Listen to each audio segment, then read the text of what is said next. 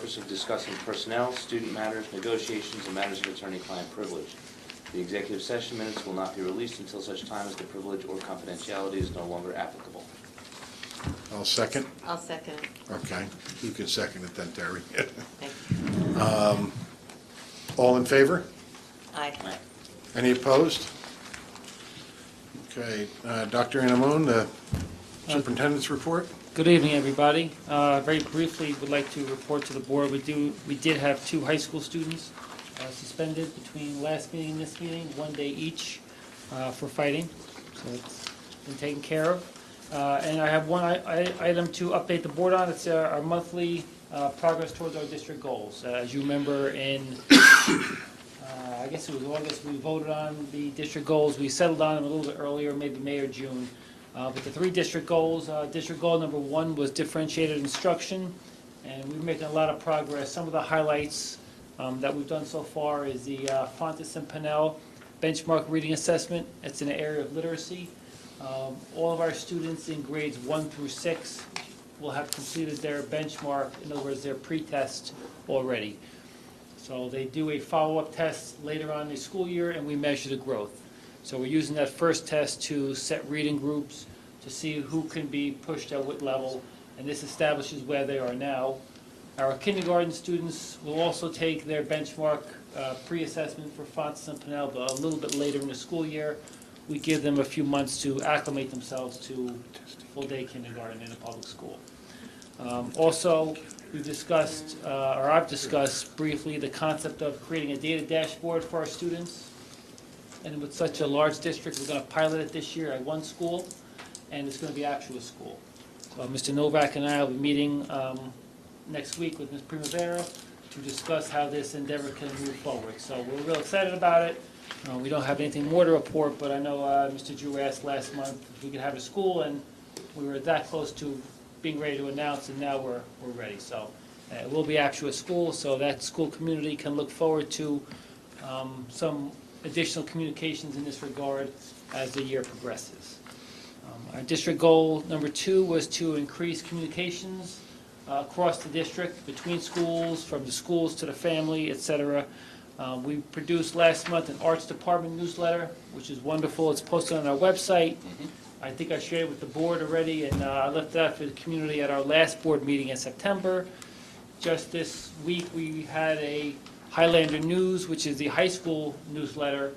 It was also posted on the website, and it's up on a table over there if anybody wants to grab a copy. But that's also on the website. It's a wonderful document. And as you all know, I've created a superintendent's blog that I've been using to communicate with the West Milford Township community. And since I started that in July, we have almost 20,000 hits already. So we have 20,000 people visit the website. Not necessarily different people, it could be the same person visiting more than once, but that's been a very popular item so far.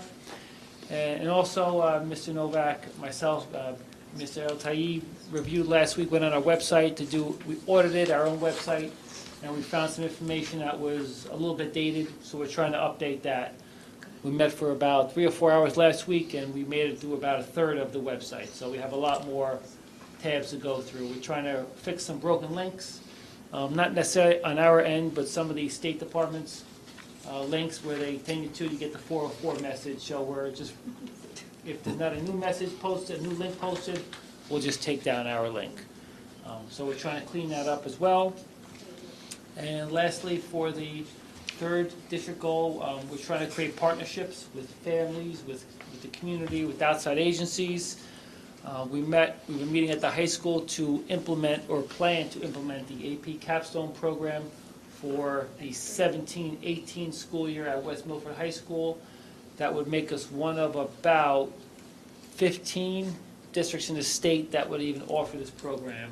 So we had our meeting with somebody from the college board maybe 2 weeks ago to discuss some of the planning, and we did apply for the program. We're still waiting to hear back whether we've been accepted. It's a very rigorous program. Involves a lot of hard work for teachers, in particular training teachers who teach these courses, but also for the students if they elect to enroll in. There's 2 AP courses that they would need to complete to earn the AP Capstone diploma. So again, we're looking forward to next year. We did apply. We're confident in our application. We just haven't heard yet. And lastly, we do have a wonderful character education program here in the district at all our schools.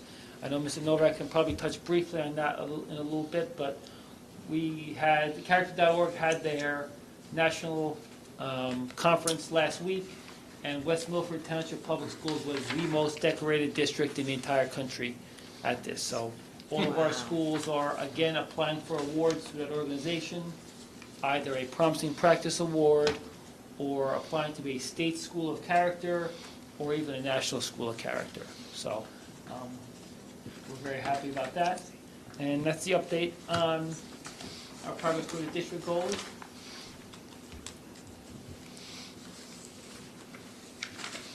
Okay, thank you, Dr. Anamone. Mr. Novak, I see that you have a assessment report due. I and, do. Yeah, I guess we're going to have to get out of the way, You're too, gonna have to right? get out of the way. Before I ask everyone to move, I just want to comment on Dr. Adamone's statement on the National Forum of Character Education.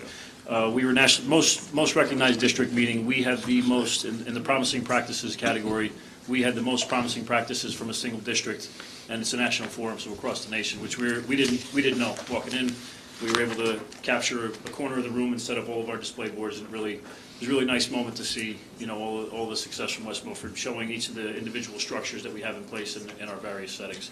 And I've invited those people to come to our next board meeting. So at around 6:30, the November board meeting, they're going to come. They're going to set up their displays in the back of the room here, so that the board and members in attendance can come and see what we presented down in Washington. So it'll be good. It was a really feel-good moment for the district and real proud moment for everyone involved in that. So in November, we'll have some of the group here and all those displays set up, so you can see them firsthand. Following up, I do have the district assessment report. This year, we are also going to wrap the SAT report into our assessment report, and I'm going to invite Mrs. Heidi Godot and Mrs. Dana Lambert from our guidance department to present on the SAT scores.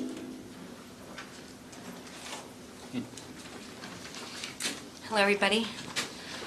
So we just wanted to share some of the SAT and PSAT results from West Milford and kind of give some insight onto how they stack up against the national average. Clicker. Oh, that's good. That's fine. All right, thank you. Okay. So as you know, we have a new SAT, and the new SAT, it really resembles PARCC in a lot of ways. It reflects a lot of the Common Core goals. The evidence-based reading section, it asks students to cite specific evidence in the text to support their answers. It includes a wide variety of academic disciplines, science, history, social studies, and usually always includes an historical or founding document text for students to analyze. It includes a lot of academic words, those analogies, and the words that words that used to make the SAT more coachable. They've removed them, so instead they're using more academic vocabulary that students should know and will be using in their future, and certainly in college and beyond.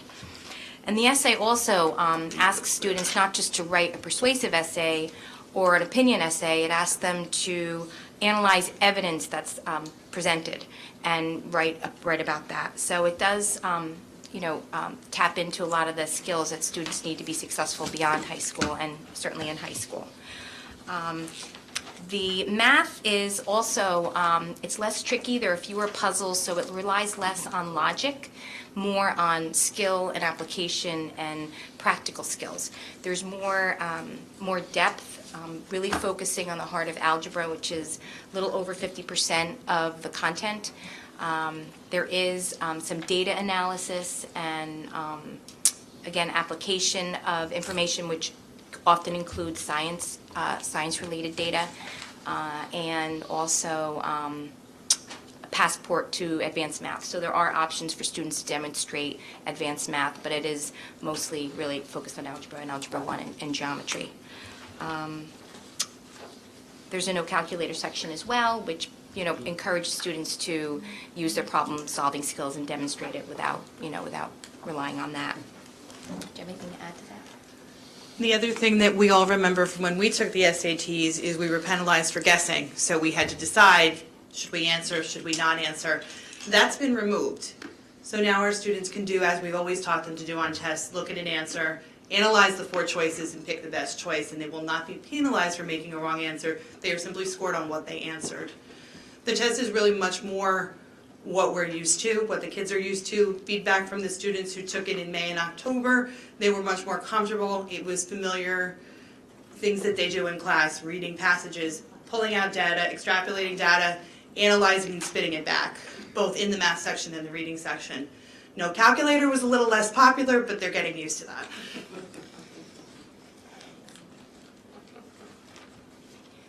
So again, the graphs show a greater discrepancy than there actually is when you look at the numbers and the score differences. And just keep in mind, this is based on only 3 administrations of the new SAT. The new SAT was, oh, this is the old one. Oh yeah, this is the old one, okay.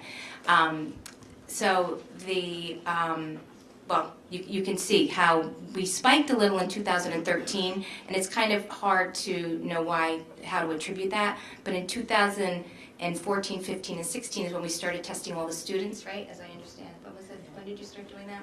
The SAT from 2013 is a little misleading. That was our lowest number of test takers that year. So when you look at the data, it seems like there's a bubble in 2013, but when you have a smaller sample of students taking the test, it certainly gives you a different picture. Across the board, we're stable. You're talking about a test that has a mean score of 500. We're just about there with a standard deviation of 100, so anything between 400 and 600 puts them in what the SAT would consider an average range. Our kids are right there. We certainly would want to see their improvement come up, especially in the critical reading and writing. But again, this is based on the old SAT. So this is based on the old format, which was vocabulary heavy and is very different than they're doing now.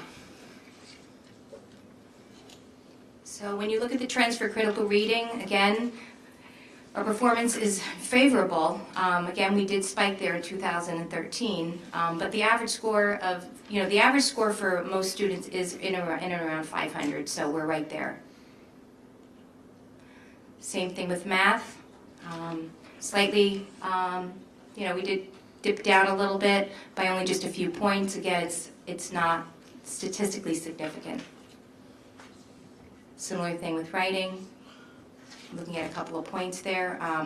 Again, colleges are not using writing. They have not really used writing, and that's why it's one of the reasons why the SAT has gone optional. So in terms of the college, did you want to add anything? No. Okay.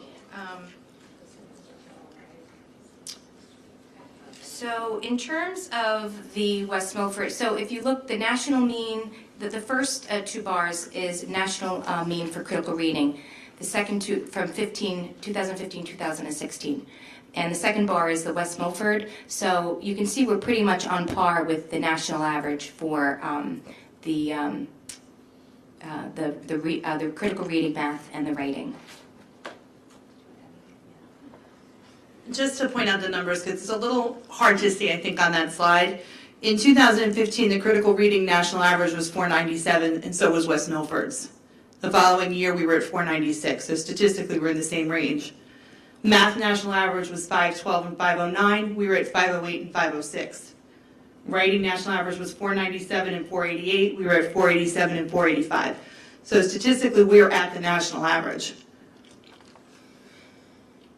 I see over on the right-hand side, you have the blue is 2015 and the orange is 2016. Mm-hmm.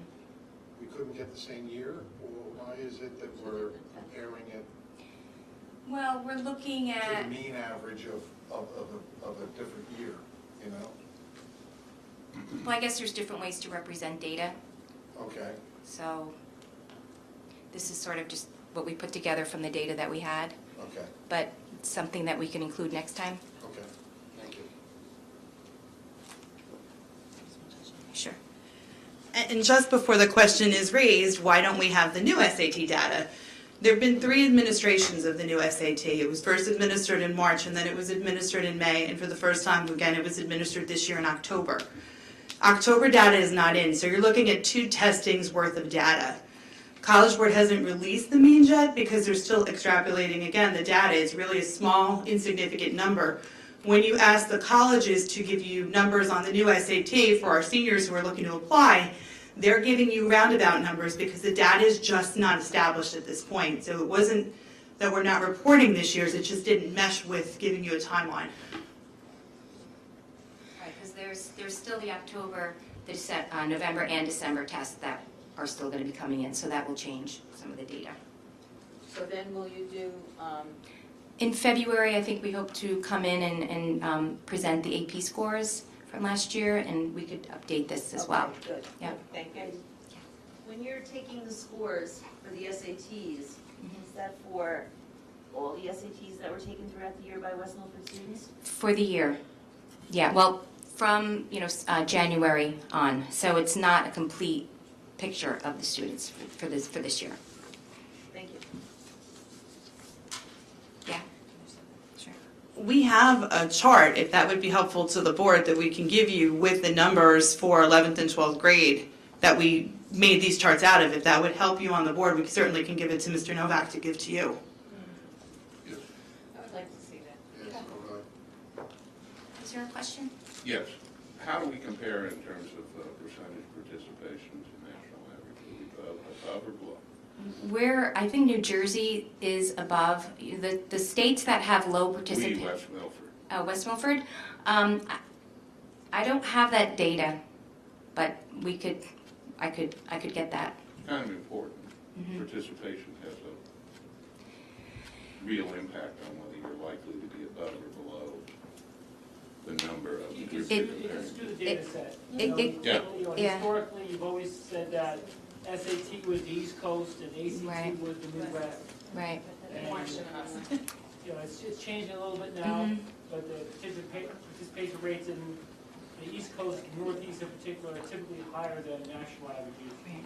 Because in other states, the ACT is a primary college entrance exam. Here, it's sort of the reverse.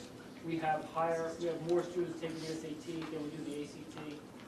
So you'll typically see in the Midwest, students who are applying for colleges in the Northeast, which are some very highly competitive colleges, will take the SAT if you're in Kansas and you want to apply to an Ivy League school.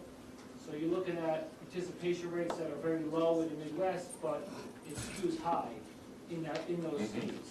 So it's not necessarily, Precisely. Right. it's not a great comparison, but overall, we'd like to see more of our students taking the SAT, and some students that have historically not taken the SAT, we'd like to encourage them to take it. And that might skew our numbers a little bit. I'd just like to It know might skew our what, numbers a little bit if Yeah. we increase our participation. It Yeah. might skew our mean score down a Right. smidge if we reach those previously unreached children. Right. I think, I've been the SAT and ACT coordinator here for about 13 years, so we definitely have seen an increase in our students that take it for a few reasons. One, our publishing of the dates for SAT and ACT with our social media, with our use of Naviance, with our use of the website, has encouraged more students to take it. We've increased reaching out to our students who qualify for fee waivers, so we are not letting price be a barrier, so we're seeing more students take it that way. While it is true, historically, the SAT was East Coast, the ACT was West Coast, it's kind of marched across, so we are seeing students that don't take the SAT, that opt to take the ACT because it's a more comfortable test for them for whatever reason. So I have very high-level students applying to the Ivies with ACT scores.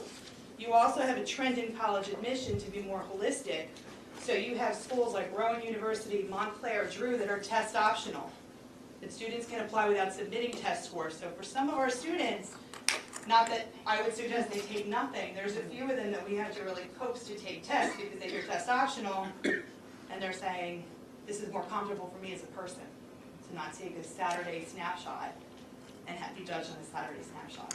And the states that have low participation in, referring Have back higher to, scores. they have higher scores because it, yes. That's why and, the participation rate matters to Yeah. say, are we lower than national averages because we have higher participation rates, or just because we're lower? The other thing to look at with that is SAT never released to us scores until the past 2 or 3 years. So a student could sit for a test in Kinnelon or Vernon or somewhere other than West Milford.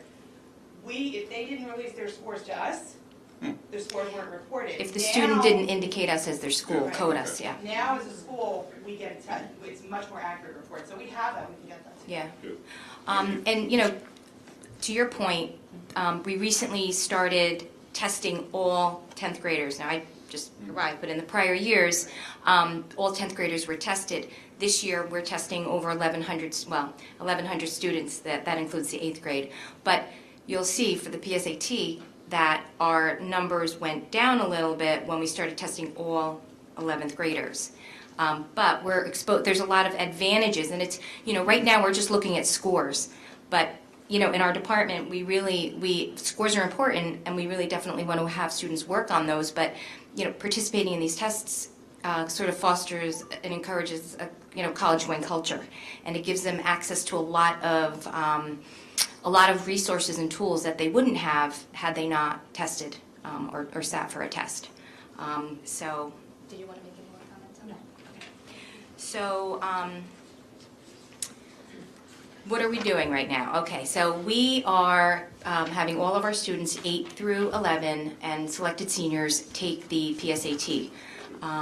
The students in 8th and 9th grade are taking the PSAT 8-9, and that is based on really where the students are. We don't want to test kids on material that they haven't covered, so that's a really appropriate test for the students. They, when they receive their scores, they are able to pull their scores into College Board accounts, or and actually use those scores with Khan Academy. Khan Academy, you've probably heard of them. They've partnered with the SAT and College Board to provide customized test preparation. So the 8-9 students will prepare for the next test if they choose to do that for the PSAT 10, and then beyond that they can prepare for the PSAT and then the SAT. So it's customized based on the students' weaknesses and strengths. Yes. You said that this test would be given to kids in grades 8 through 11 and selected seniors. Why are we selecting seniors to take a test that is a junior test? Certain scores are used to demonstrate proficiency if they have not met the PARC. Okay. So we have a few students that will be sitting for that. We always like to emphasize that colleges do not have access to students' scores. Students have a choice to send their scores. They can send all their scores, or one of their scores, or 2 of their scores, and scores before 8th grade before 9th grade colleges aren't going to be requesting those. When they do sign up, and they, we gave parents an option and to discuss with their child whether or not they wanted to include their email in their on their sheet, their answer sheet, because you get bombarded with college emails, which is a wonderful thing, but if it's in your primary email, it can be sort of overwhelming. I think it's a great thing. Colleges do track if you get an email from a college and you click on it, the colleges know. If you click again, the colleges know. If you click on a major, they know. So all that data, and then that will, generate more emails to, and the kids, and oftentimes kids feel really good that they think that they're being pursued by a college. They'll say, based on your interest and your score, we want to offer you a priority application status where we'll waive the fee, and kids feel really excited about that. So that just gets them thinking. College Board has a lot of great resources for researching colleges and careers, and college, personal inventories to take that can lead you to the career, lead you to colleges that offer that career, and beyond. Our Naviance also is extremely has wonderful tools. We we'll talk about how we're going to use that in a minute. And again, certain scores may demonstrate proficiency. Anything you might add? Yes. I'm sorry, but I do have a question. You said in the beginning of your presentation that the math focus was on algebra for this test. It's a little over 50%. Okay, all right. Our curriculum calls for Algebra 1, Geometry, Algebra 2, and then it goes on. I know that some school districts are doing Algebra 1 and then Algebra 2 and then Geometry. Would such a sequence benefit our kids and raise those math scores? I don't think so, because I think the geometry and the algebra 2 is, like I said, it's over 50% for the algebra, and then the geometry and algebra 2, and then the advanced math comprises the other. So I don't think so, but I could. Algebra 2 is not part of the 50%? It's not part of the first, algebra 1 is part of the first, but I could research that and get back to you. There's still an emphasis on the geometry, and they still need to have the basic geometry skills, especially when they come to the analysis section. So they're analyzing graphs, they're analyzing data. They do need that a little bit of statistical background, they do need that geometric focus. So to not give them geometry at all and test them in the beginning of 11th grade would really put them at a little bit of a disadvantage. The other thing we do with PSAT, and those of you who had kids go through know we do this, when the test comes home from PSAT, it actually has an answer analysis. So the kids are able to see the answer that they made, whether it was correct, if it was incorrect, what the correct answer was, and then a rating from College Board as to whether it was an easy question, a medium question, or a hard question. So when we counselors go over it with the students, we tell them to focus prep and practice on the easy and the medium ones they missed, and go back to their teachers if they don't remember how to do something. We also tell them to try and do some self-analysis. Is this one you just rushed through? Because a lot of times they'll look at us and say, this was really long and I just capped out at the end. So it really can be very individualized. Our teachers also can have the PSAT books back to them in December once we release them back to the students to use for instruction. I know our resource room teachers have taken advantage of that and use that in their classrooms to instruct their kids again on some of the higher level skills that maybe they're not covering in their curriculum, but they're getting to being exposed to. So how are we supporting the PSAT and SAT program? Prior to this PSAT, we did a lot of parent outreach via email and letters home to just inform parents and educate them and let them know the test and details about the test. We've had in-class programs meeting with every single English class to distribute PSAT materials and practice tests and discuss, some of the features of the PSAT. We have offered Catalyst test prep. It's fee-based, but it is a reasonable fee for a sort of a boot camp. It's a 2-day program, and we've offered that at the high school. We're going to be offering that again. And one thing I didn't add on there was we are also working with a test prep company to provide students with an opportunity to take a hybrid PSAT pre-ACT test on a Saturday, because there are differences between the ACT and the PSAT and the SAT and the ACT. There are differences between the two, and some students do better on one over the other, so we want to encourage students to try both and see which one they do better on. So they would do that in this, Excuse me? they would do this in this testing? We're going to be doing that on a Saturday. We may do it December 3rd. We're toying with the idea because it's a little close to just taking the PSAT, but sometimes kids are looking for opportunities, and with sports and activities, I think maybe if we can offer it twice, I think it might be better. So we're probably going to do it December 3rd and then again in maybe March. I don't know. Sure. Dana, you did SAT boot camp?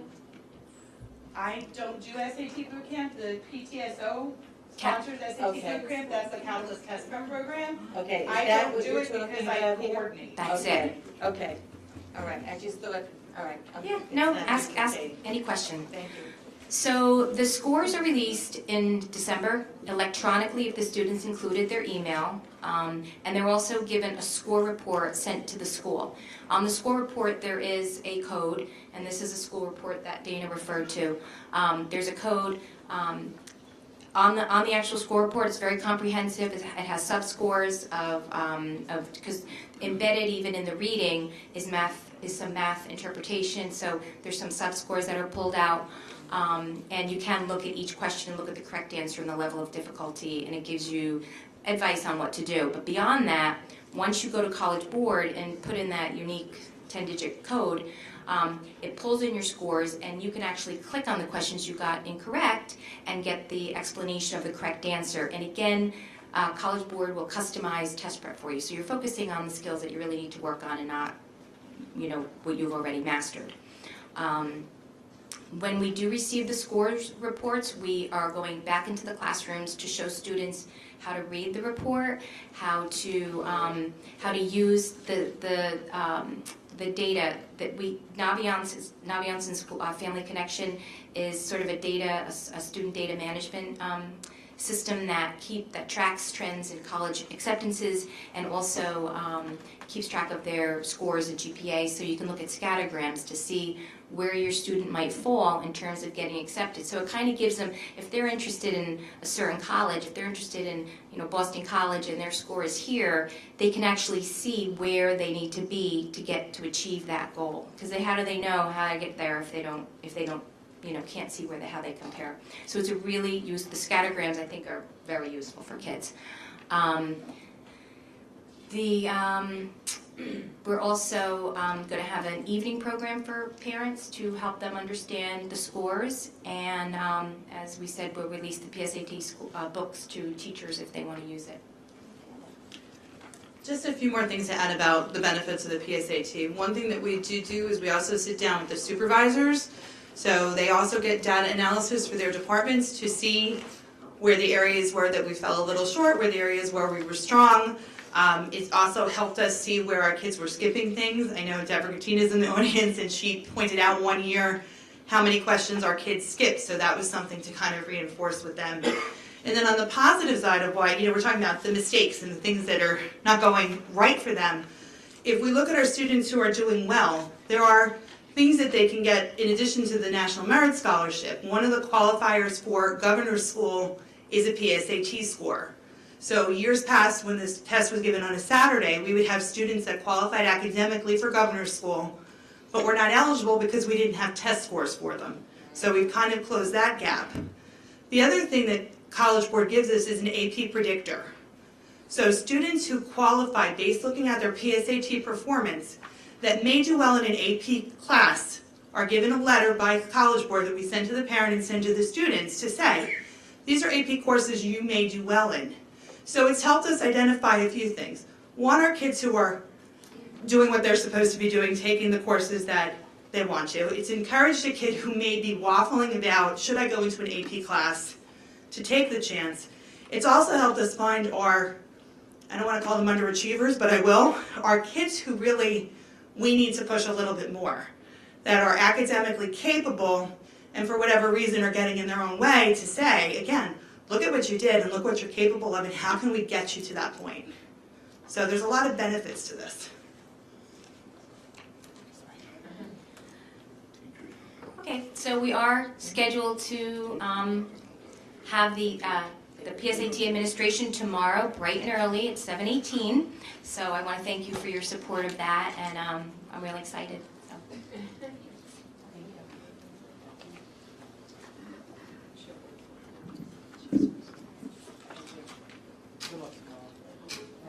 We could probably still do them off, so. Oh, yeah?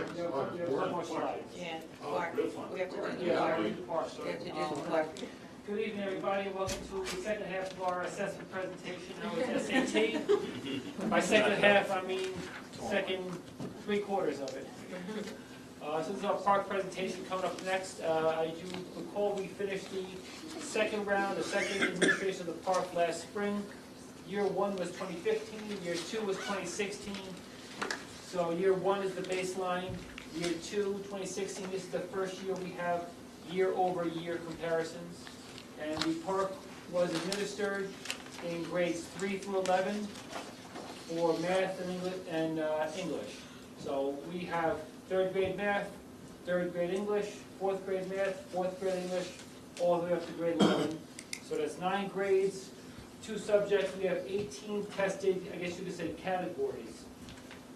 The highlight of our testing presentation is, of those 18 separate and distinct categories, West Milford students went up in 15 of those categories. So That's good. we would have loved to see 18 for 18, but we'll take 15 for 18.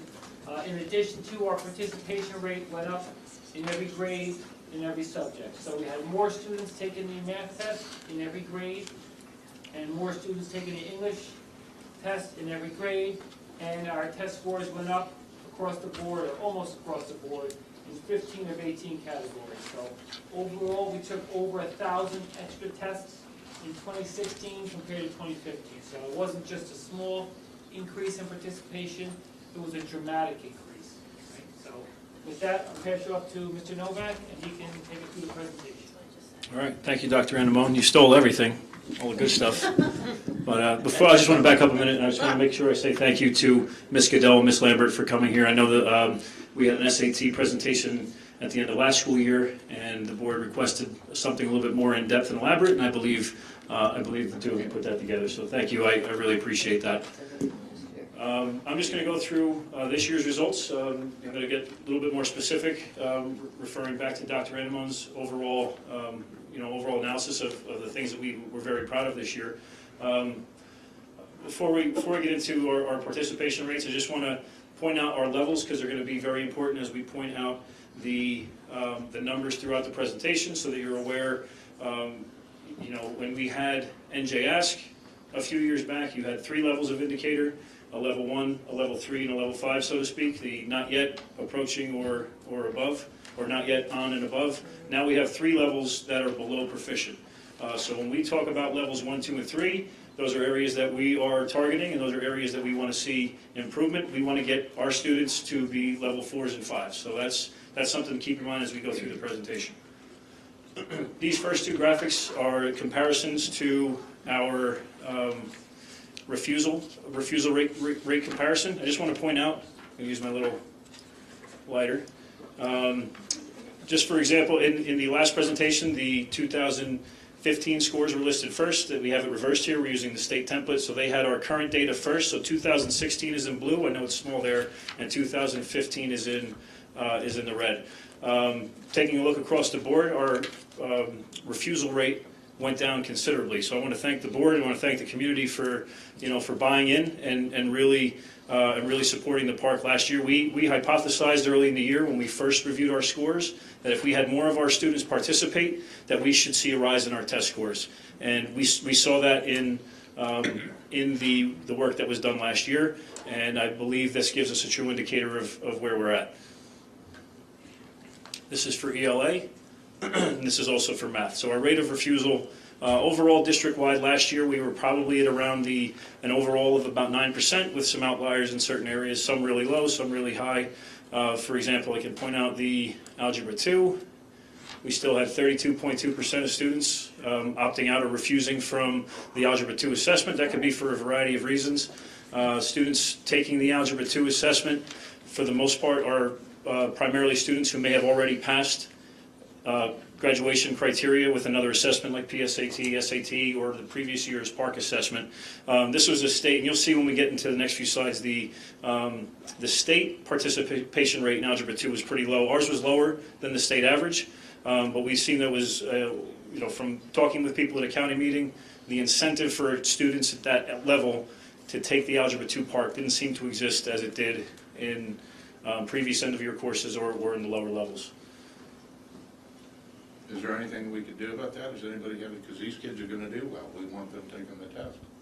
Agreed. When we get to the end of the presentation, you'll see some of the things that we're doing. But at the end of the day, can't force them. And if they've met graduation requirement, it's a day where they don't have to sit and take the assessment. That's what we're going to get. And we tried, and I know through the guidance department and at the high school level, we talked at the tests. We did, the Honeywells and all those good things that go along with it. But at the end of the day, it's a young adult there who's making a decision for themselves, and the decision at home was to not take it. Some kind of incentive. We could put it in the idea box. There we go. All right, so math refusal went down quite a bit, just as our ELA. The next set of slides, so just sort of explain these up front. The left side, where it says percent change in level 1 and 2, the arrows indicate the percent increase or decrease of students scoring proficient or scoring levels 1 and 2 in that category. Our idea or our goal, and the arrows on the left, is to have them going down. You can see in our comparison, West Milford Township to the state, grade 3, our percentage of level 1 and 2 students went up, while our percentage of students level 4 also went up. Level 4 and 5 also went up. So we had a significant increase in our students who were leaving that level 1 through 3 category and moving into the 4 and 5, but then we also had some students who trended down from the level 3 to the level 1 or 2. So those are areas that we have to work on. As you can see, we have more down arrows than up in the levels 1 and 2, and students that were moving out of level 1 and 2 and closer to proficiency in level 3, 4, or 5. This is the ELA. Yes. I have a question. Since our kids are taking the PSAT in grades 8 through 11, do they still have to take this PARC test? Yes. Yeah. Oh. Yes.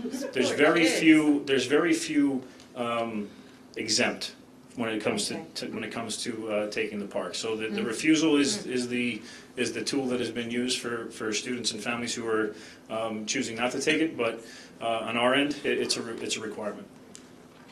There are many ways that you have to, in order for kids to graduate, you got to pass a certain benchmark. So it could be a PARC score, it could be an ACT test, an SAT test. So if they've passed it in, say, 11th grade or 11th grade, would they necessarily have to take the PARC?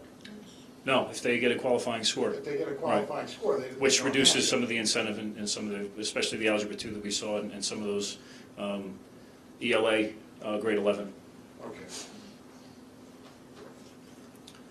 Next slide is the similar slide, but with our math scores. You can see we have more down arrows than up in our our percentage of students scoring in levels 1 and 2. Our numbers went down quite a bit in that category, as well as our students scoring in levels 4 and 5 rising by some pretty good numbers. 4th grade, for example, nice one to point out.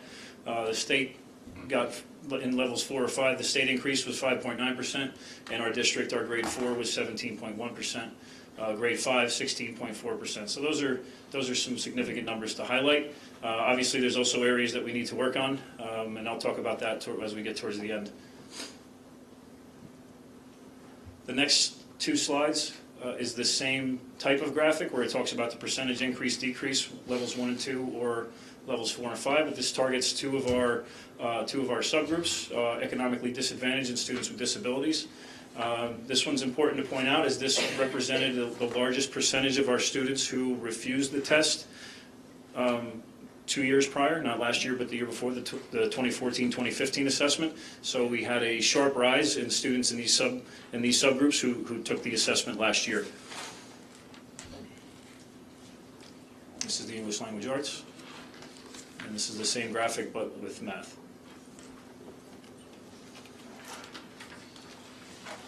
Once again, we're looking to reduce the number of students who are in levels 1 and 2, aiming for that target of 3 for those groups, and then those students in the level of 3 aiming for that level of proficiency. All right, the next series of slides is a grade-by-grade breakdown of all PARC states. PARC represents all states across the nation who take the PARC exam. We have the middle representing New Jersey, and then obviously our scores at the end. Before we get into this series, are there any questions to this point that haven't already been addressed? All right, so level in grade 3, our English Language Arts, we see a rise, 57.6% versus 50.9%. Grade 4, we see a rise of 61.6 to 48.8. And grade 5, 53 to 48. Yes. which starts to show the trend. You may or may not have an answer. I have an answer. 3rd and 4th grade, we're doing better in the state of New Jersey. The longer they stay in the West Milford schools, the worse they do compared to the rest of the state. Want me to skip to the end? All right. I'll leave you in suspense then. We got a plan. We got a plan. And, you know, the trend is there. You know, we're not hiding the trend. You know, we're here publicly putting it on camera. It'll be on the website. Put it in your hands a week ago so you could prepare that very question. So we're very... Oh, I didn't look at it until this We're very afternoon. excited about, you know... I didn't know. We're very excited about, you know, the plans that we have going forward to target some of the specifics that you just referenced. So I'm joking around a little bit, but I'm very confident in some of the plans we have going forward. Okay. But as you see, in grade 5, 53, 48, we still, and regardless of, you know, comparison to the state, we did see some sharp rises in our students improving from one year to the next. Grade 6 was not one of them. However, if you take a look at our students in the West Milford, 48%, that's the 2015 grade 5 assessment. You can take a look at that. You know, when they were in grade 5, when they were a 2015 48, they had a rise. So when you take a look at the cohort analysis, you're seeing that group of kids. In this presentation, we're comparing grade to grade. This isn't cohort analysis. Okay.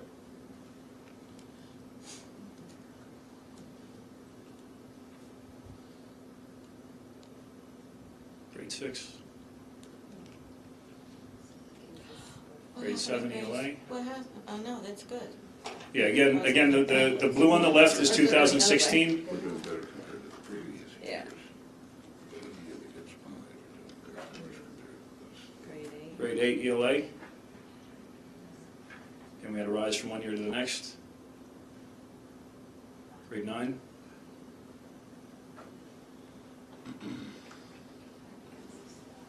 Grade 10. Not bad. And grade 11. Next series slides, now we're going over to math. Same type of graphics. I'm just going to give you a minute to take a look at the numbers as I go through them. Grade 3.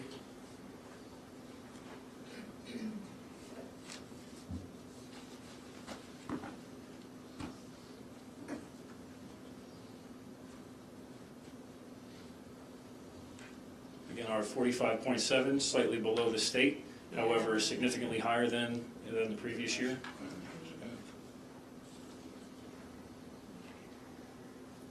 That's up. No, it's still Compared going. to the state, not compared to your previous year, compared to the state. Baby steps. Yeah. Baby Yeah, steps. yeah, right, yeah.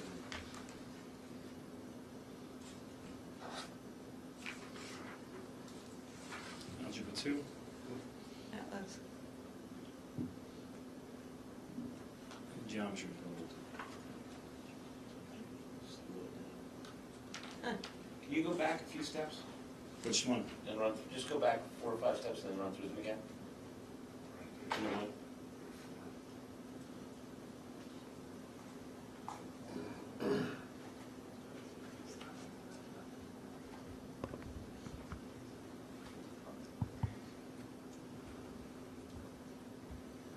A couple things that come into one of Mr. Drew's questions. How will we use PART data to identify strengths and gaps that exist in our curriculum? We've had work going on since the release of these scores. Mr. Bertina's in here. We've had departments taking scores, looking at item analysis, breaking down the cohort analysis, and really looking to target areas of weakness through the item analysis and coming up with a plan for putting those things into place.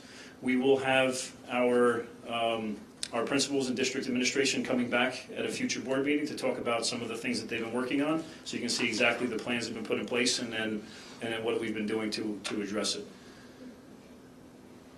Do we get any information, I know we get it by school and by grade and by subject and blah, blah, blah.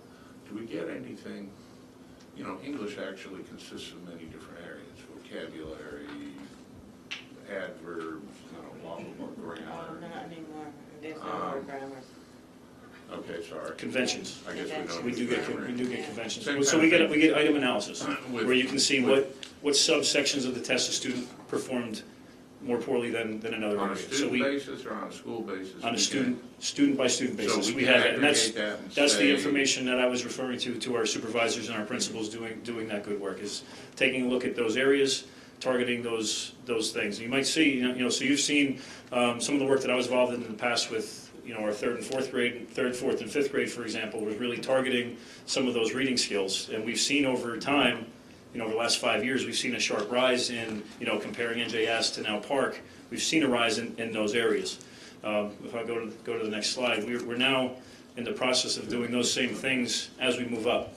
I'll just skip to the bottom because it's the one we're talking about. We're in the middle now, based on our item analysis, significant professional development in the area of Readers Writers Workshop. Grades 3 and 4 working on the writing process, while grade 7 is involved in Readers Workshop. They're at the stage now where our elementary schools began a number of years ago. A couple of our groups who started this are now moving into the middle school, so our 6th graders can be expecting some of those good practices that are going on in the elementary schools to continue on through Macapin. We've also connected with a math consulting group who's going to come in and work with a significant amount of time with our 5th and 6th grade teachers on best practices in the teaching of mathematics. And I'll just go, you guys like seeing that, you got a kick out of the trend, but I'd like to point out that, you know, the 7th grade scores are not a result of the 7th grade teacher. You know, a 7th grade score is a collection over time.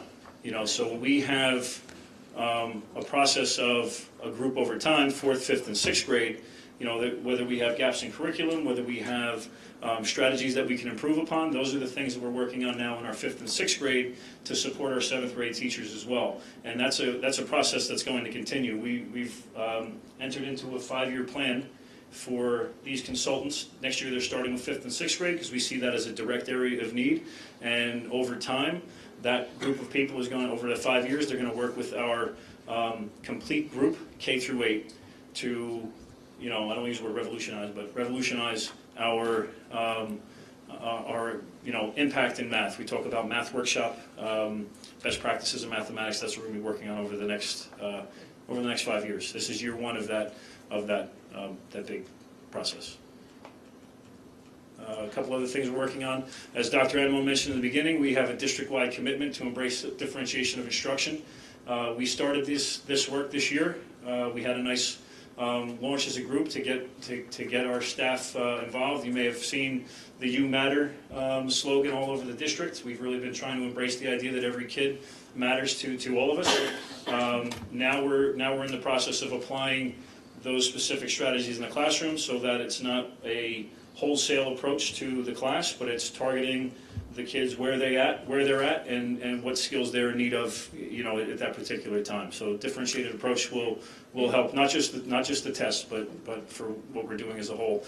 We've also, through item analysis, we are able to target specific subgroups within our Title I schools. You know, through Title I funding, I was able to take a majority of our funds, and we have you've approved the process of including intervention specialists in our Title I schools. So in November, we're going to post for these positions, and we're going to be able to put 2 intervention specialists at Macapin, 1 for language arts, 1 for math, and 1 at each of the Title elementary schools to target our students who are, one, you know, I put a couple multiple measures there. One, the students who are consistently showing scores of 1 or 2 on the Park, you know, in that not meeting expectations, who are significantly below grade level in our Fontes and Pinnell benchmark assessment, as Dr. Animo mentioned earlier, is one of our district goals, and also students who are performing below in our math benchmark. So we currently have a process in all of our buildings now for basic skills instruction, which we call our Encore program. The intervention specialist is going to come in and work with a more targeted group based on that item analysis that we were talking about. So we're going to see those students who have a deficiency in a particular area of skills, and we're going to go at it with these individuals. We're going to be hiring them for about 10 to 12 weeks prior to the Park assessment to work on work on basic skills and try and get them as close to grade level as we can. So that's something that'll be starting. We're looking to interview in November. They'll be in place for December, and then take us all the way through to May. And again, the idea of unifying and coordinating our elementary school practices.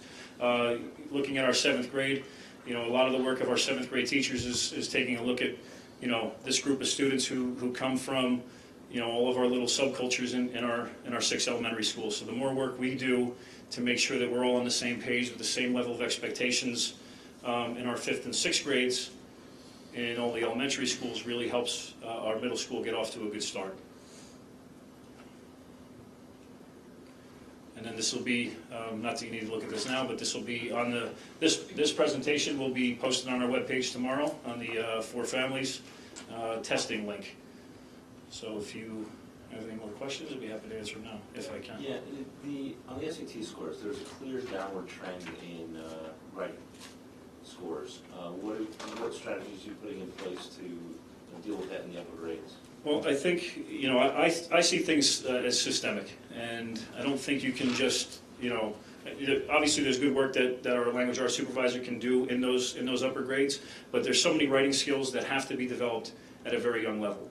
And that's what we're doing now. So when I pointed out 3rd and 4th grade, we've spent many years now talking about Readers and Writers Workshop. In the reality, we've worked on Readers Workshop.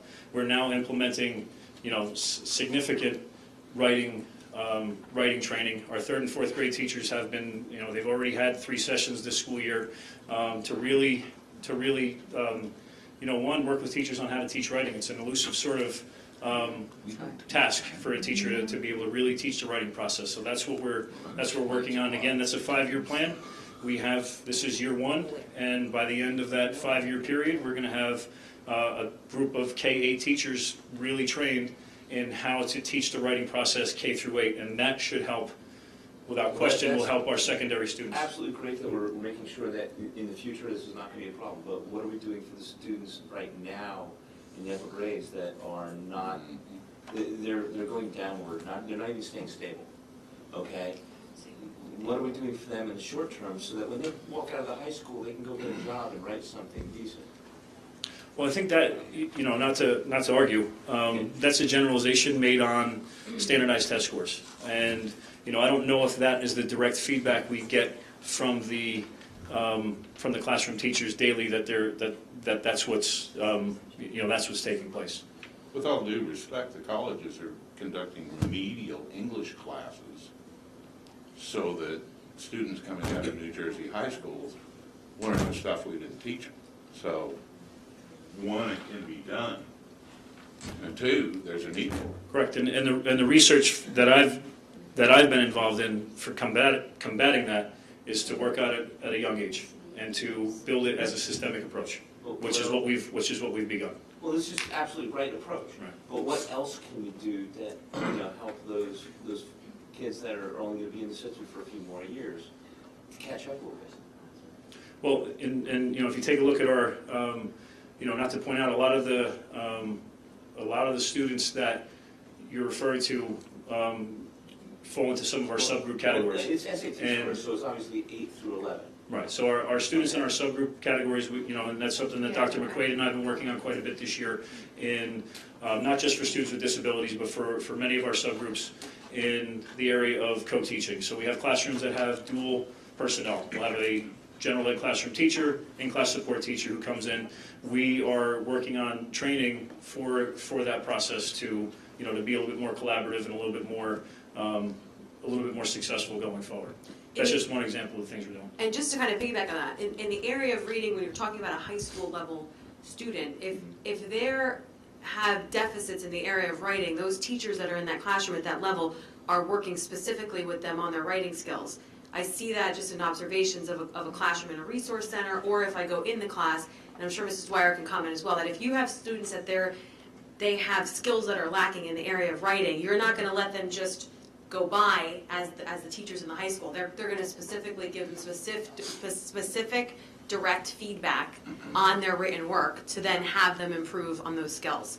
So some of those students, I could just speak to special needs, we do have some students that are taking a transition to post-secondary education class, and in that class they work on their writing skills. They're preparing their resumes and they're working on those specific skills to then get into college or help to better remediate those skills. The classes are taught by a highly qualified English teacher also, who's special ed certified. So we are, I don't want you to think that we're not doing things for that cohort of kids at the high school, but specifically, we would have to get Mrs. West to answer like what's happening in each of the classrooms. Are these new strategies?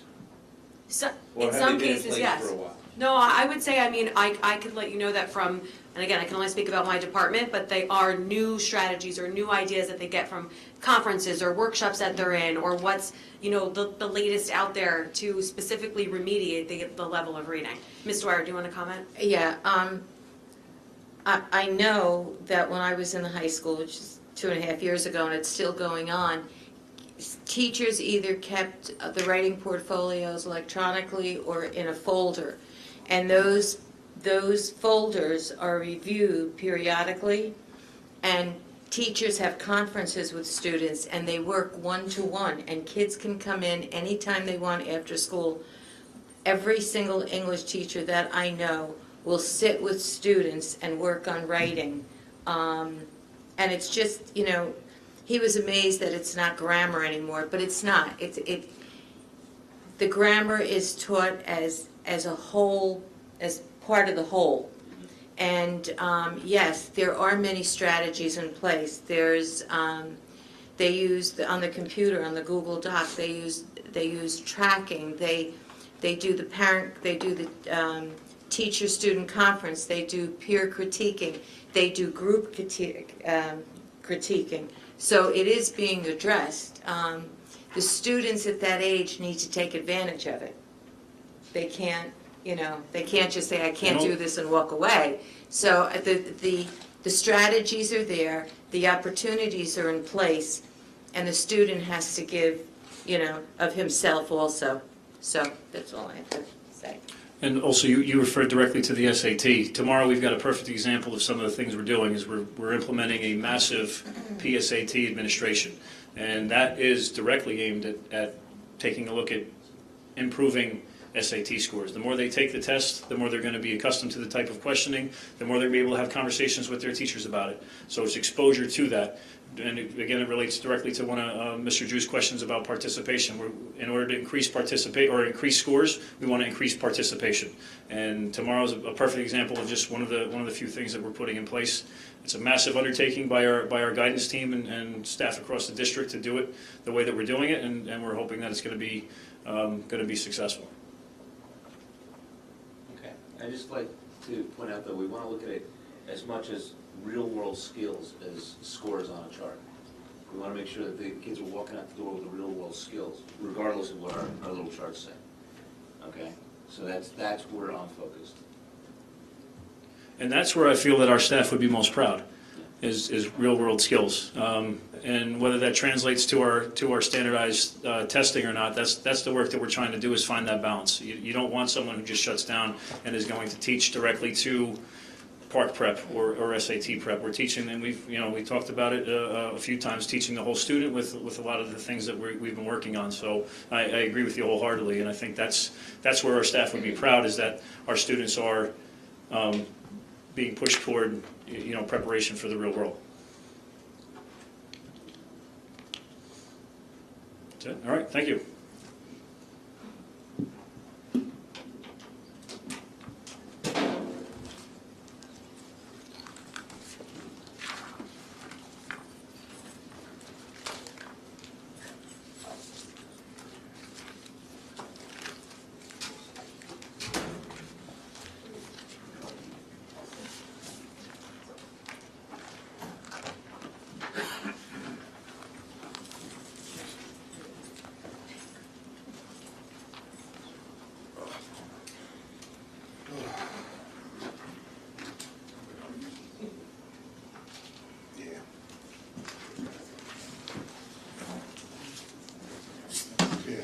We're going to take a 2-minute recess while we wait for Mr. Drew to come back.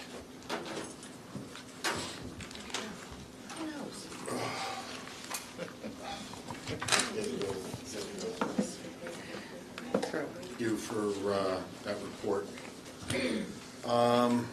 Barbara, special reports and correspondence? The Minutes will be available on Monday, our next meeting, Monday the 24th. Also, I left at everybody's seat the comprehensive maintenance plan. We discussed that it would be available. It will be, there's a resolution on Monday's agenda for approval, but I gave it to you so that you could take a look at it and ask any questions that you might have either tonight or Monday. Thank you, Barbara. Joe, legal report, please. A few items to discuss, we'll discuss them hopefully in the next. Okay. I didn't ask you anymore. A few items? President's report, I have a few things I'd like to real quickly during new business discuss. Our vision statement, our mission statement, slogan.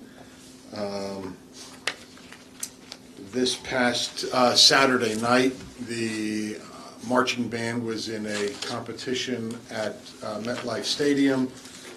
It's called the Yamaha Cup. We had got best for visual and percussion. We placed third overall in our division. And I mean, it was really close. There was a .28 difference between third and first place. I mean, it's like, I mean, it was really phenomenal. I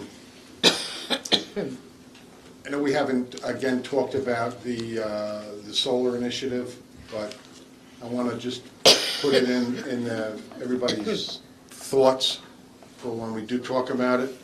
And I'd like to, if we could, get an idea from Kevin, and if he needs measurements of that field, I got a walker I can use.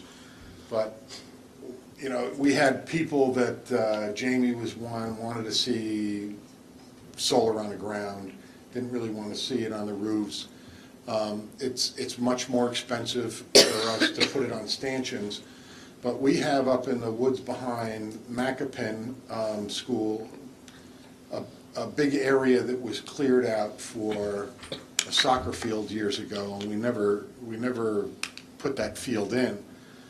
But that might be an alternative for us to put solar panels on the ground and utilize those savings for Macapin School, since we can't put anything on the roofs there. I mean, we're looking at about a $95,000 a year savings, give or take.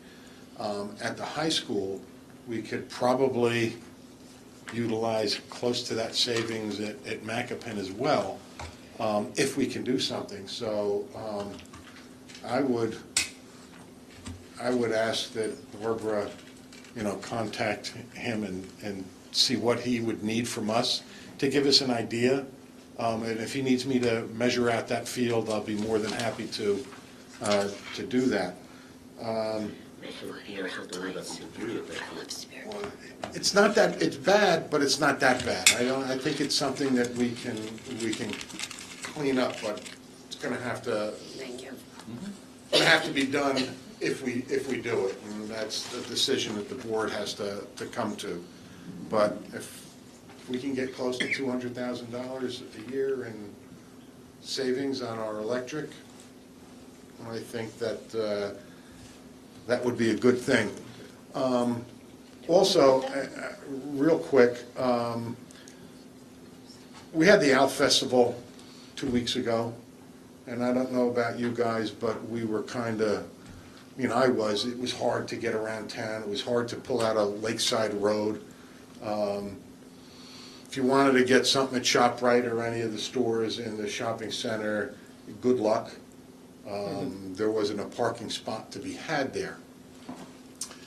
And I discussed this with the Budget and Finance Committee, and I think I mentioned it to Marilyn as well. The possibility of us, instead of, it'd be a good way to work with the town, have the ALF Festival on Macenzo Pond Road from Highlander Drive down to the tennis courts. The town could certainly utilizing the Senzo Pond, the pavilion. They're in the process, I think, this year, in the budget year, of doing some work on that, so it would probably be ready for the Owl Festival next October. But it would be a good way for us to work with the town council, save everybody in town a lot of aggravation of trying to do shopping. And it'd be another good way that we could possibly showcase some of the things that the district is doing at the Owl Festival. So I'm gonna go to the council tomorrow evening and make that suggestion. I think it's something that if we can work together, I think it would be a boon for all of us, not only for the township, but for us. You know, one of the things about the Wallace property, the two brothers, they left half to the town and half to the school board, knowing that it was going to be, you know, not get anywhere real quick because we were always getting at each other's throats. I think the time is now that we got to start looking at what's good for the community, and that means that the school board and the township, as stewards for the community, have to really start working together. So I'm going to suggest that. You know, maybe it doesn't happen, maybe it doesn't. It does, but if it does, it could be great for both of us. And it wouldn't inconvenience everybody in the center of town. So I'm going to make that suggestion tomorrow night. There would be a lot of things that would have to be worked out, but I think it's a good proposal. We'll see what they say. Do any of you people have anything? Any of the board members have anything to say about this? No, there might be a certain attraction to having it in the center of town. You might want to bounce it off the Alpha Committee first. Well, we're going to bounce it off them anyway, so we make the town council is going to have to ask the committee to think about it and make their recommendation anyway, so we throw the idea out there. I think you could have a much better program doing it on the Senzo Pond. You're not going to inconvenience anybody in town. We got more parking between the transportation area, Macapan, and the high school and parts of Highlander Drive than you'll ever get in the center of town. I think go ahead, Terry. I think the only problem you'd have with that is that there is alcohol at ALF, and you can't do that.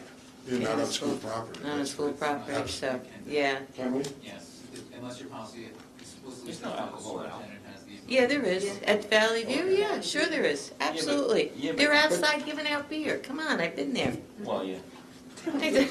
But that's at Valley View. That's not really a part of Alf. They're just set up on the side. No, they are. They They're take advantage of Alf. So they're very smart. They set up on the side. But it wouldn't be done on school property. We're talking about this being on the road and town property if they want to do it over on those Senzo Pond, but certainly not on school property. Although Joe has said it's a possibility that we could do that. It's not explicitly prohibited. So we could have like beer vendors and, Yeah, the superintendent would have to approve it if the request came in from the town or whoever. Oh, that's great. Beer pong. Yeah. Yeah.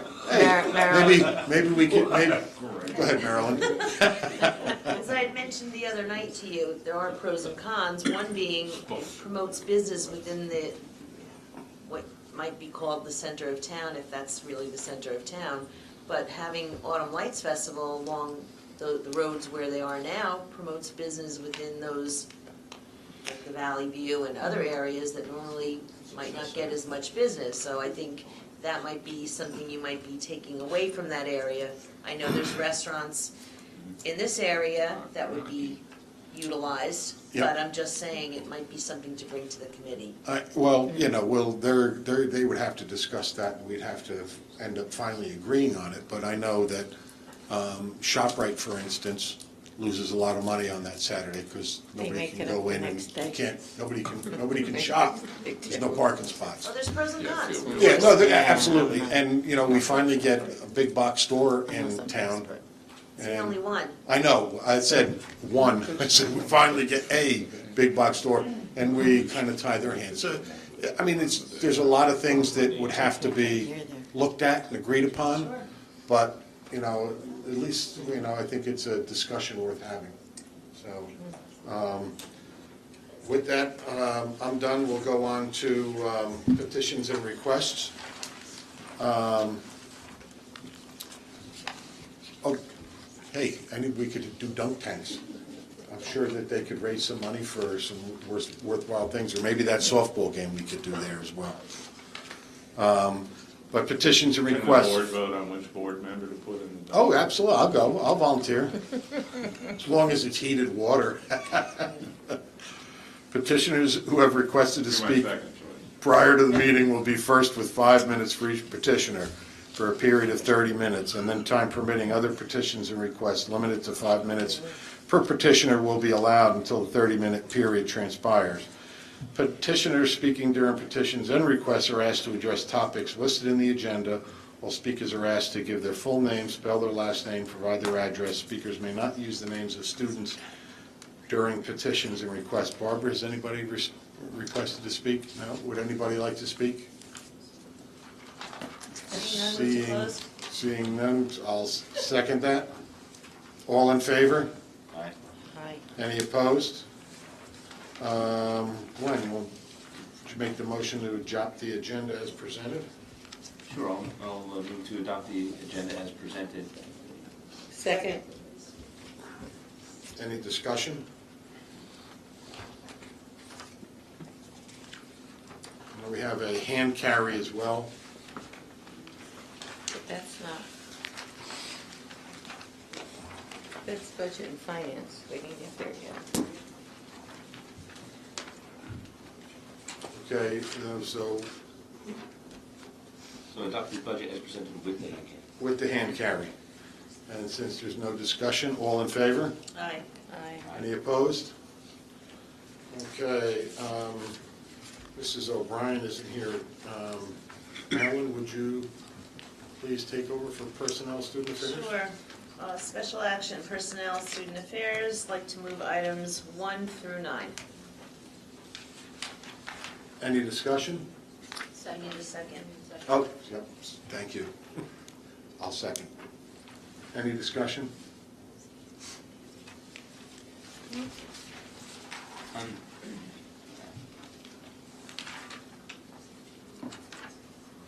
Okay, roll call please, Barbara. Mrs. Dwyer? Yes. Mr. Drew? Yes. Mrs. Schultz? Yes. Mr. Huber? Yes. Mr. Foodie? No on, or abstain on 5. Yes on everything else. Number 5 doesn't pass. And the majority of the quorum? Not for personnel action, it has to be 5 Yeah. affirmative votes. Okay. Everything else could be 3. Right, got it. So does that motion fail? Yeah. So 5. As to 5 only. Oh. Can we discuss this? Is this something we could discuss? Well, the motion has already failed, we could discuss it, but someone would have to make a motion to reconsider. Okay, all right. If you're changing your vote, Yeah, if I get, it can be done. yeah, It's possible to do it. okay, all right. We'll address that then after executive session. Terry, education, please? Yeah. I'd like to move items 1 through 6, special action. Second. 7, I'm sorry. 7? 6. 1 through 6. 1 through 6. We have no HIVs, huh? Second. Oh, second. You said 7. No. Okay. Okay, any discussion? Can we get an explanation of number 1, the statement of insurance? Yes, The CUSAC is a Quality Single Accountability Continuum. It's an annual document that we submit to the state. It's called the Statement of Assurances, and every third year, or every 3 years, you have a full CUSAC review. In the years you don't have a full CUSAC review, and this year we do not, we complete the Statement of Assurance in each of the 5 categories. It has to be approved by the board and then uploaded to the department's website. Thank you. Any other discussion or questions? Seeing none, roll call, please, Barbara. Mrs. Dwyer? Yes. Mr. Drew? Yes.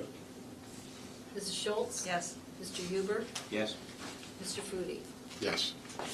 I'd like to make a motion to extend executive session, let's say to 9:25. Second. All in favor? Aye. Any opposed? Thank you. Mr. Drew, Budget and Finance, I'd like to move items 1 to 4. hand carry? We can throw the hand carry in that. Well, I've got separate voting blocks for 1 to Yeah. 4 versus the hand. All right, yeah. Can we do them all together? Yes, You can. yes, we can. All right, It would be 1 to incorporated. 5. Second. Okay.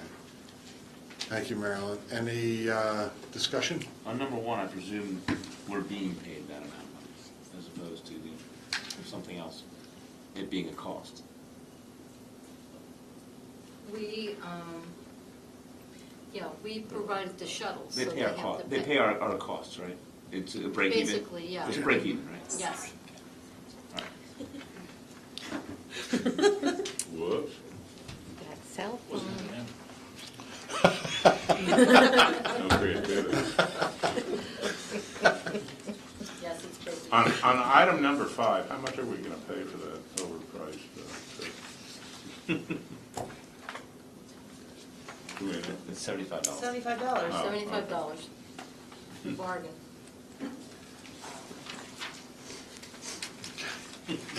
Any further questions or discussion? Seeing none, roll call, please, Barbara. Mr. Huber? Yes. Well, abstain from number 5. Wait, it won't pass then. Yes, it will. That's okay. Oops. Mr. Not Drew? personnel. All right. He makes it up. Mr. Drew? Yes on all 5. Mrs. Schultz? Yes. Mrs. Dwyer? Yes. Mr. Foodie? Yes. Marilyn, I'll turn to you back for the workshop discussion on personnel student affairs, please. Okay, on Monday, the 24th, presently, there will be 16 items under personnel, student affairs. Anybody have any questions? I do. Number 7. Are either of them math? Or anything? No, Stephanie Hunger's art and teacher of the handicap, and Candace Oltman's is elementary and teacher with disabilities. Okay. You know, in the future, can we possibly on the agenda just have a little parenthetical notation of what these people do? Because it seems like every time they come up on the agenda, somebody or other asks what they do. If we did that, we could maybe save a little time. I mean, the only thing that I don't know if it affects, and that would be a question, I guess, for you, Joe, is as they get other certifications, then will we have to keep adding them, or that's something I could just email the board ahead of time? No, you wouldn't have to reapprove it or anything like that. Okay, so just put like what they have right now? Right. Okay. Currently.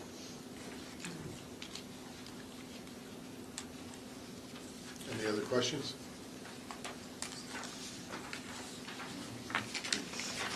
No. Okay, Mr. Drew, Budget and Finance workshop discussion items? I'm sorry, I did have a question. Too late. I'm going to ask you. 14 under personnel, what are family numeracy instructors?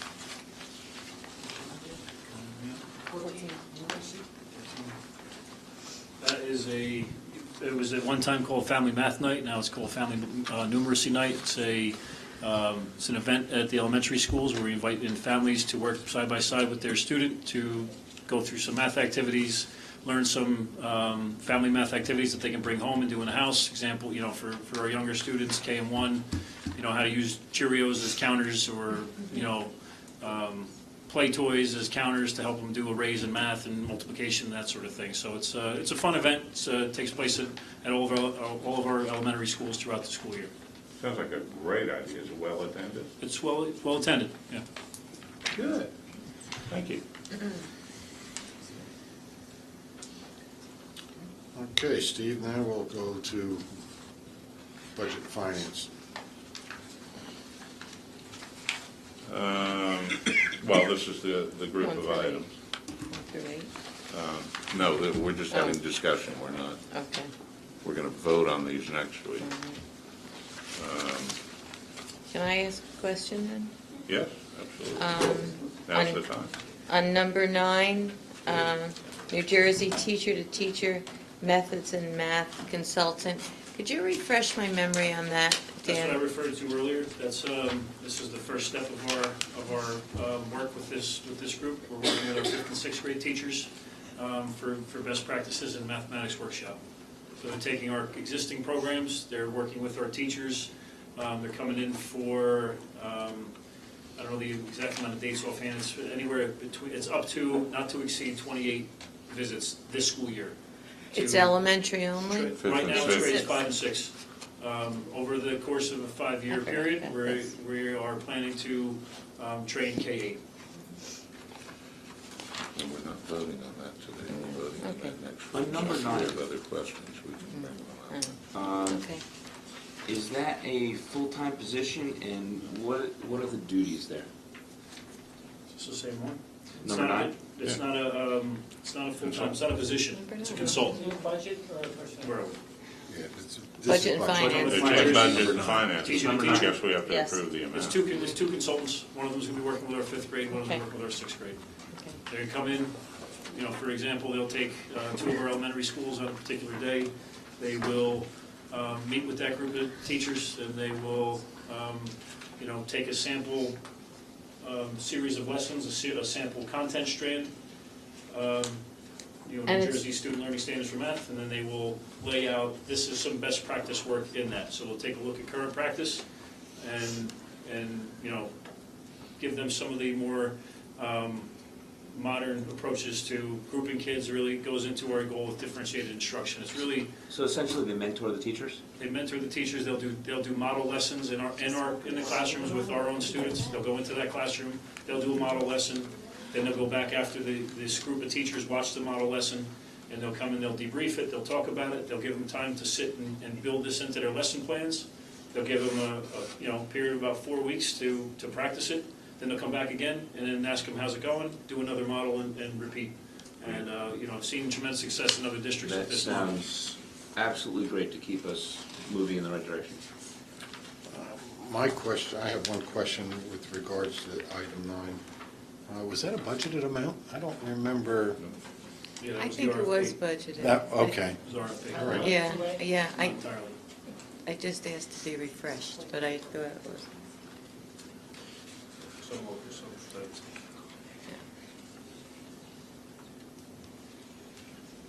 Okay, any other items for discussion? Go ahead, Mr. Drew. I just have a question. Is, Barbara, the A148 and A149, boy, that would be useful if we could have those at the end of this week instead of Monday or Tuesday of next. Yeah, they'll go out with the board packet this week. They always do. Okay, so Friday that's night. Friday. Yeah. Posted? Sure, Okay. yeah. It always is posted on the website. Okay. Make sure that you get it. Any other discussion? Okay, on policy, we're going to have 28 items. I think all of them are second reading. And you guys did go over in policy, the student tardiness, Yeah. right? Reviewed Yeah, that, you reviewed sent it that? to, Did Joe get a, okay, I got it today, maybe, did not make the agenda. I don't know that it will for Monday either. Depends. Okay. We'll review it Okay. tomorrow. okay. All right. And Terry, education for workshop discussion? Okay, items 1 through 5 are presented for anticipated action at the regular meeting on Monday, the 24th. Any discussion? On number 4, what's Care Finders Total Care? They are a contracted agency that also provides sub-nursing services, so that's what we would be using now. We currently use Delta T and Bayada, but for instance, even example for tomorrow, those two agencies don't have anybody to send to us after we already try our own subs, so then this is just another vendor that then we can try as a third option. Okay, thank you. You're welcome. Any other discussion?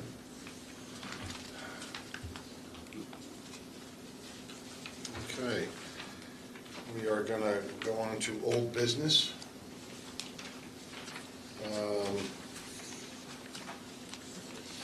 We are revisiting the Hall of Fame.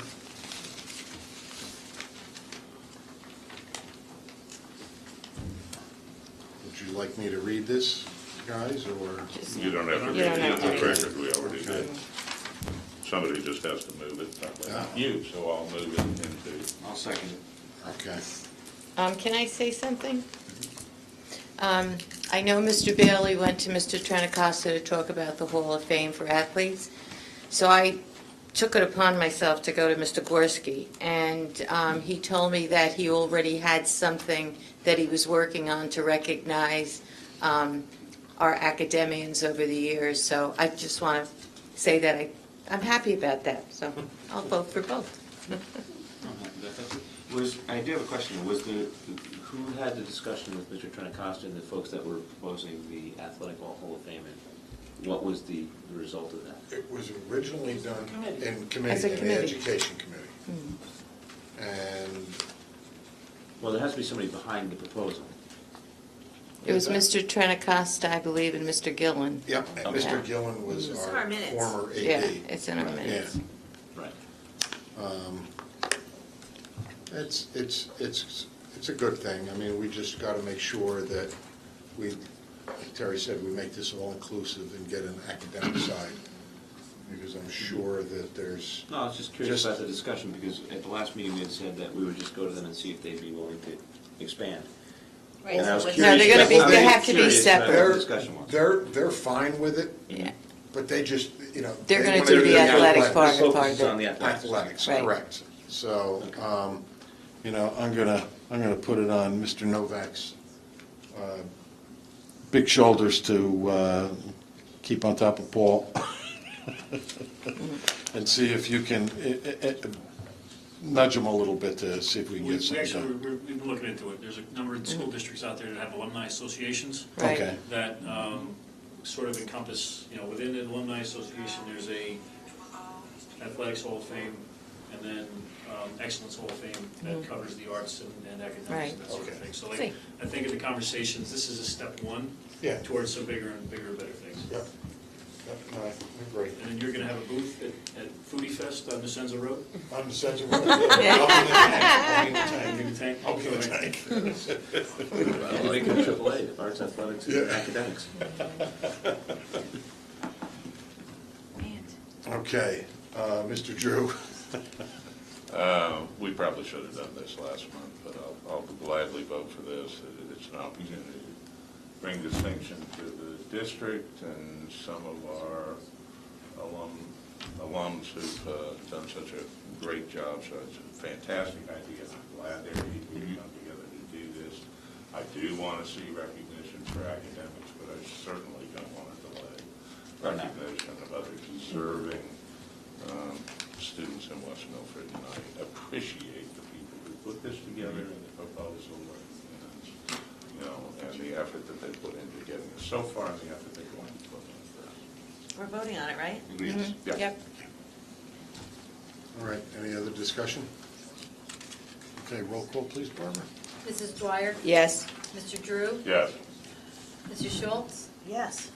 Mr. Huber? Absolutely. Mr. Foodie? Yes.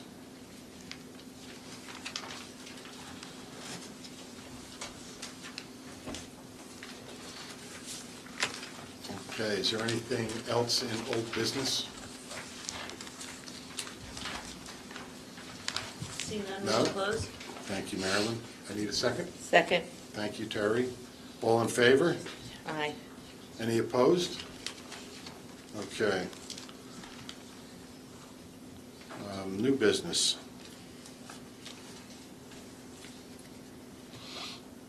I passed out tonight, before the meeting started, are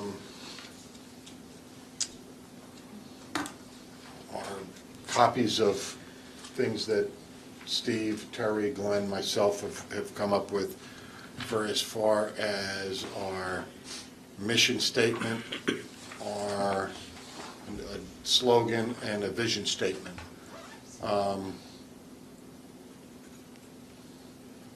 You know, I'll read Steve's.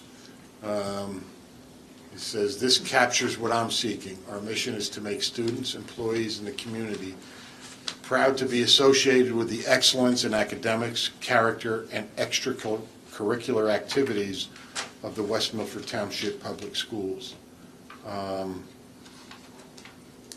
Terry, for a vision statement, and I didn't get her other two, so I'll pull them up on the phone.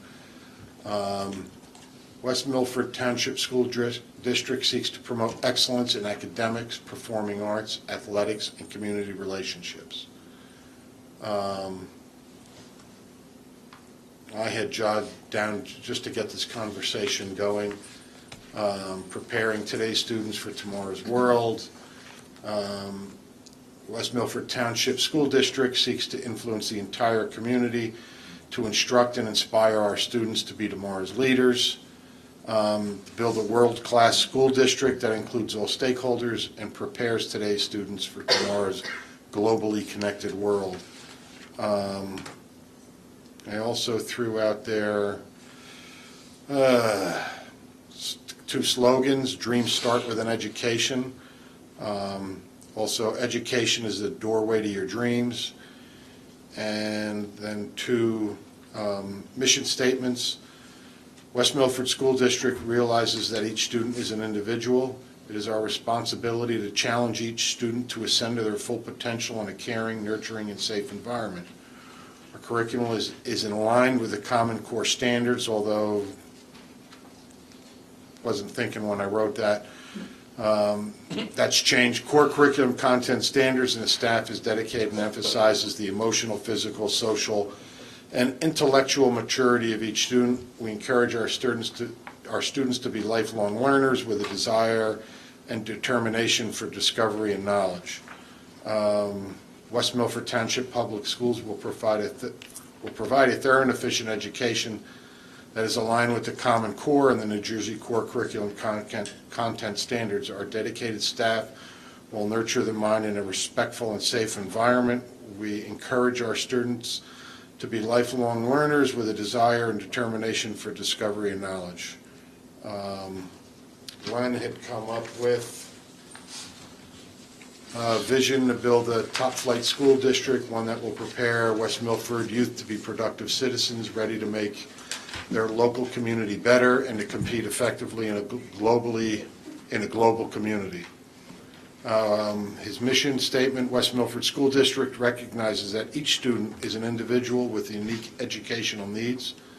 The district is committed to helping each student maximize his or her personal potential, to promote academic excellence, good character, and physical fitness in a safe, supportive learning environment and a positive school climate based upon mutual respect and responsibility. The district further recognizes the need to support and develop a dedicated, accountable staff that will partner with parents to foster the emotional, intellectual, social, and physical maturity of each student and to encourage a lifelong love of learning and discovery. Slogan, he had education is the first step on the road to a successful future. or education is the foundation on which to build your dreams, or education paves the road to a successful future. Anything there hit home with you guys? I think it's very wordy. Well, I was reading for a long time, so yeah. I think you've got it down there. I like Terry's, for a vision statement, the West Milford Township School District seeks to promote excellence in academics, performing arts, athletics, and community relationships. I like that. I don't know how you guys are, that's our vision statement. Can we add the word citizenship to that, just in the list? We can add whatever we want. I mean, Well, that, I'm just suggesting It's up to you, guys. that would round it out for me.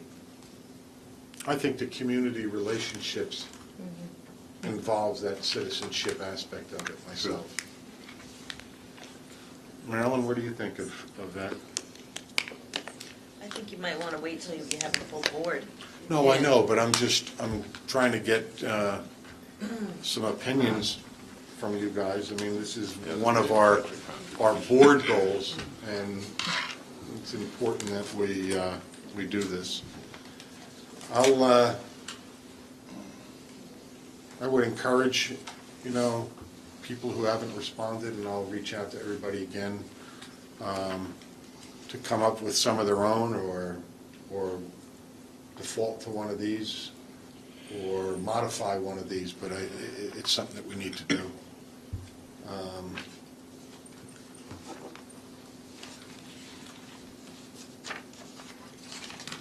Okay. Anything else under new business? No?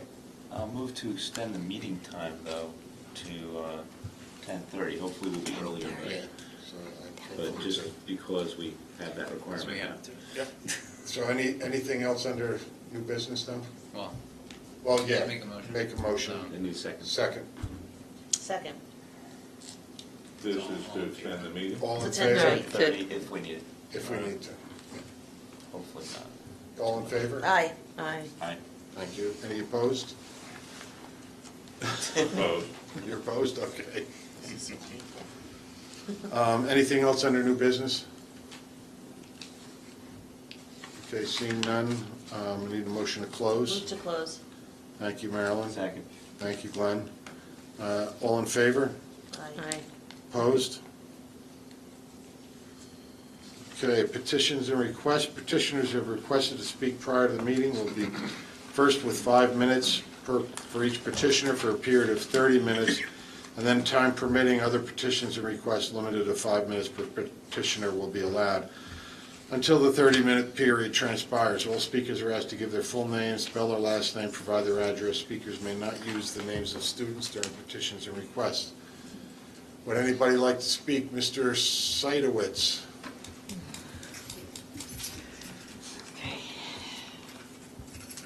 Will Sedgwick, 694 Lakeshore Drive.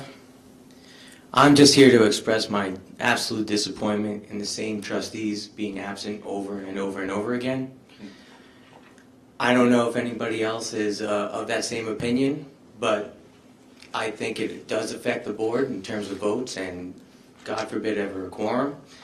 And thank you for your diligence in being here. Thank you, Will. Would anybody else like to speak? No? Seeing none? Move to close? Thank you, Marilyn. Second. Thank you, Terry. All in favor? Aye. Any opposed? Glenn, you're up. Okay, at 9:25, I'll make the motion to go into executive session for the purpose of discussing personnel, student matters, negotiations, and matters of attorney-client privilege. Second. All in favor? Aye. Any opposed? Thank you.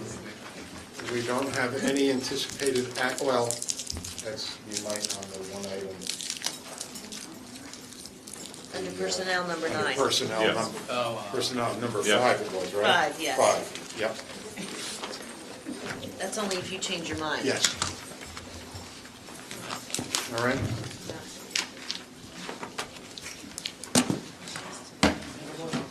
Yeah, yeah. Going to executive.